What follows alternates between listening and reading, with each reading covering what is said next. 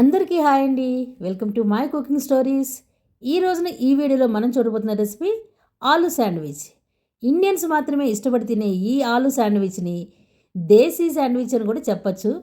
ఇప్పుడు ఆ శాండ్విచ్ని ఏ విధమైన శాండ్విచ్ మేకర్ కానీ ఓవెన్ కానీ లేకుండా సింపుల్గా పెనం మీద ఏ విధంగా చేయాలి అన్నది ఈ వీడియోలో మనం చూడబోతున్నాము. Let's start now.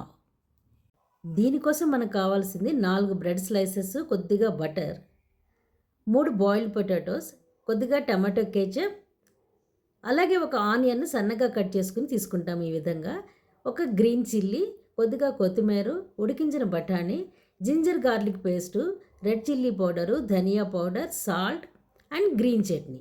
ఈ గ్రీన్ చట్నీ ఏ విధంగా చేయాలి అన్నది నేను వేరే వీడియో చేశాను, అది కింద డిస్క్రిప్షన్లో ఇస్తున్నాను. దాన్ని మీరు చెక్ చేసుకుని గ్రీన్ చట్నీ చేసుకోవచ్చు. ఈ విధంగా అన్నిటినీ మనం సిద్ధం చేసుకున్న తర్వాత ఇప్పుడు ఈ శాండ్విచెస్ కోసం ఆలు కర్రీ ఏ విధంగా చేయాలి అన్నది ఇప్పుడు చూద్దాము. ఇప్పుడు ఒక ప్యాన్లోనికి 2 టేబుల్ స్పూన్స్ ఆయిల్ తీసుకుని దానిలోనికి మనం ముందే కట్ చేసి పెట్టుకున్నటువంటి ఒక ఆనియన్, ఒక గ్రీన్ చిల్లీని యాడ్ చేసుకుని ఈ రెండింటిని ఒక 2 నిమిషాల పాటు ఈ ఆయిల్లో ఫ్రై చేసిన తర్వాత ఒక టేబుల్ స్పూన్ జింజర్ గార్లిక్ పేస్ట్ని ఇందులోనికి యాడ్ చేసుకుంటాము. దీన్ని కూడా కొద్దిసేపు ఫ్రై చేసి ఈ జింజర్ గార్లిక్ పేస్ట్లో ఉన్నటువంటి పచ్చి వాసన అంతా పోయేంత వరకు వీటిని ఈ విధంగా ఫ్రై చేసుకుని ఇప్పుడు ఒక టేబుల్ స్పూన్ ధనియా పౌడరు, ఒక టేబుల్ స్పూన్ రెడ్ చిల్లీ పౌడర్ని ఇందులోనికి యాడ్ చేసుకుంటాము. ఈ మసాలాలు మాడిపోకుండా ఉండటం కోసం కొద్దిగా వాటర్ని యాడ్ చేసుకుంటాము. ఇలా వాటర్ యాడ్ చేయడం వల్ల ఈ మసాలాలు మాడిపోకుండా ఉంటాయి. ఇవి కొద్దిగా ఫ్రై చేసిన తర్వాత ఇప్పుడు దీనిలోనికి మనం ముందే బాయిల్ చేసి పెట్టుకున్నటువంటి పొటాటోస్ని యాడ్ చేసుకుంటాము. దీనితో పాటుగా పచ్చి బఠానీ కూడా యాడ్ చేసుకుంటాము. ఇప్పుడు ఈ ముక్కలు మసాలాలు అన్నీ కూడా ఈ విధంగా ఒకసారి కలుపుకుంటాము. ఇప్పుడు దీనిలోనికి తగినంత సాల్ట్ని యాడ్ చేసుకుని ఈ స్టేజ్లో దీనిలో కొద్దిగా వాటర్ని కూడా యాడ్ చేసుకుంటే ఈ మసాలాలన్నీ కూడా ముక్కలకి బాగా పడతాయి. ఇప్పుడు మరొకసారి వీటన్నిటిని కూడా కలుపుకొని ఈ మ్యాషర్ సాయంతో కానీ లేదంటే ఇదే గరిటెతో కానీ ఈ పెద్దగా ఉన్నటువంటి ముక్కలన్నింటినీ కూడా ఈ విధంగా మ్యాష్ చేసుకుంటాము. ఈ విధంగా రెడీ అయిన దీనిలోనికి చివరిగా ఇప్పుడు మనం కొద్దిగా కొత్తిమీరని కూడా యాడ్ చేసుకుంటాము. చివరిగా మరొకసారి దీన్నంతా కూడా కలుపుకొని ఇప్పుడు స్టవ్ ఆఫ్ చేసేసుకుని దీన్ని ఒక 5 నుంచి 10 నిమిషాల వరకు చల్లారించుకుని తర్వాత మనం శాండ్విచెస్ని ఏ విధంగా చేయాలి అనేది ఇప్పుడు చూద్దాము. ఇప్పుడు సైడ్స్ బ్రౌన్ పార్ట్ అంతా కూడా కట్ చేసుకున్నటువంటి 2 బ్రెడ్ స్లైసెస్ని ఈ విధంగా తీసుకుంటాము. మీకు కావాలనుకుంటే ఆ బ్రౌన్ పార్ట్ కూడా అట్టు పెట్టుకోవచ్చు. నేనైతే కట్ చేసేసాను. ఇప్పుడు దీనిలోనికి గ్రీన్ చట్నీ, కెచప్ని మనం వాడబోతున్నాము. ముందుగా గ్రీన్ చట్నీని తీసుకుని దీనిలో ఒక బ్రెడ్కి ఈ విధంగా మనం అప్లై చేసుకోవాలి. మనం దీన్ని ఈవెన్గా దీనంతా కూడా బ్రెడ్ అంతా కూడా స్ప్రెడ్ చేసుకోవాలి.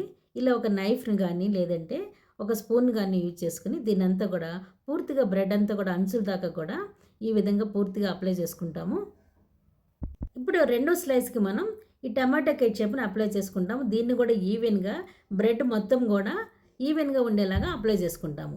ఒక సైడ్న స్వీట్గా ఈ టమాటో కెచప్, రెండో సైడ్న స్పైసీగా గ్రీన్ చట్నీ ఉండి ఈ శాండ్విచ్ అనేది చాలా చాలా టేస్టీగా ఉంటుంది. ఇప్పుడు మనం ఈ పొటాటో కర్రీని ఈ రెండిటికి మధ్యలో ఏదో ఒక సైడ్న ఈ విధంగా అప్లై చేసుకుంటాము. దీన్ని కూడా మొత్తం అంతా ఈవెన్గా ఉండేలాగా అరేంజ్ చేసుకుంటాము. ఇప్పుడు ఈ కర్రీని ఈ బ్రెడ్ అంతా కూడా ఎక్కడ గ్యాప్ లేకుండా పూర్తిగా దీన్ని ఈ విధంగా అప్లై చేసుకుంటాము. ఆ తర్వాత రెండో సైడ్ని ఈ విధంగా దీని మీద పెట్టుకుని ఇప్పుడు మనం శాండ్విచ్ని రెడీ చేసుకున్నాము. ఇప్పుడు దీన్ని మనం ప్యానం మీద ఏ విధంగా ఫ్రై చేయాలన్నది కూడా చూసేద్దాము.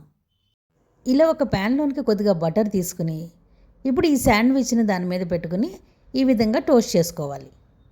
స్టవ్ని లో ఫ్లేమ్లో పెట్టుకుని మాత్రమే ఇలా చేస్తే ఇది మీకు శాండ్విచ్ అనేది పర్ఫెక్ట్గా వస్తుంది, లేదంటే ఎక్కువ మాడిపోయే ఛాన్స్ ఉంటుంది. ఇప్పుడు దీనికి బటర్ అప్లై చేసుకుని రెండో సైడ్ని కూడా ఈ విధంగా ఫ్లిప్ చేసుకుంటాము. ఇలా నిదానంగా 2 సైడ్స్ని కూడా టోస్ట్ చేసుకుంటే చాలా సింపుల్గా మనకి ఈ శాండ్విచ్ అనేది రెడీ అయిపోయింది. దీన్ని తీసి పక్కన పెట్టుకుని మరొక శాండ్విచ్ని కూడా ఇదే విధంగా మనం టోస్ట్ చేసుకోవచ్చు. ఏ విధమైనటువంటి ఓవెన్ కానీ శాండ్విచ్ మేకర్ కానీ గ్రిల్ కానీ లేకుండా ఇలా సింపుల్గా పెనం మీదనే మనం శాండ్విచ్ని ఈజీగా చేసేసుకోవచ్చు. ఇలా మనం ఈ ఆలు శాండ్విచ్ని చాలా చాలా ఈజీగా చేసేసుకోవచ్చు. దీన్ని గ్రీన్ చట్నీతో కానీ కెచప్తో కానీ సర్వ్ చేసుకుంటే చాలా బాగుంటుంది. రొటీన్‌గా చేసుకునేటువంటి బ్రేక్‌ఫాస్ట్‌కు బదులుగా అప్పుడప్పుడు దీన్ని కూడా ట్రై చేస్తూ ఉంటే చాలా బావుంటుంది. ముఖ్యంగా పిల్లలు చాలా ఇష్టంగా తింటారు. అలాగే మనకి లంచ్ బాక్సెస్ కూడా ప్రిపరేషన్‌కి చాలా ఈజీగా ఉంటుంది.